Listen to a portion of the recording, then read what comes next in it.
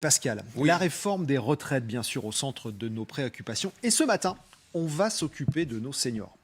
On va s'occuper de nos seniors, savoir où on place le curseur vis-à-vis d'eux sur cette réforme des retraites et surtout dans la capacité qu'ils ont à ne pas quitter trop vite le marché de l'emploi. Eh bien, l'emploi des seniors, c'est un immense échec français. Je dirais même que sur le terrain social, c'est le grand échec français. Bim. Regardez les chiffres de la DARES 2021. Alors, on part de loin, c'est vrai, mais sur les 55-64 ans, on a 56% des gens qui sont en emploi, qui sont au travail. Et puis, quand on resserre le scope 60-64 ans, parce que c'est là que ça se passe, au fond, c'est là que se situe le cœur de la discussion. On part en retraite à quel âge ? 60, 62, 64, 65.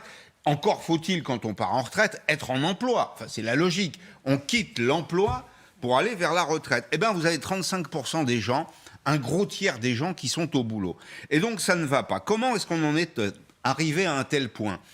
La première étape, pour moi, je la situe, je vous ramène un peu d'histoire, c'est un peu d'histoire économique et sociale récente. La grande crise de la sidérurgie des années 80. Vous savez, on ferme les hauts fourneaux. C'est la France de la frontière allemande et belge, Thionville, Sarreguemines, Longwy, etc. Longwy, c'est un peu à part, mais bon, on ferme la sidérurgie. Et les syndicats et les pouvoirs publics se mettent d'accord sur une espèce de stratégie qui sera celle des pré-retraites. On dit aux gens, écoutez, c'est pas grave, vous avez 50 ans et plus, on n'arrivera pas à vous recaser parce que vous ne savez faire que de la sidérurgie, on n'a pas de plan de formation, on va vous mettre en pré-retraite, on va vous payer à ne rien faire. Et c'est un drame. Non pas qu'on paye les gens à ne rien faire, mais ne rien faire, c'est un drame. Et donc, c'est la problématique de la formation. Et on a tous accepté, on s'est tous contentés de ce remède-là, qui est un mauvais remède, en réalité.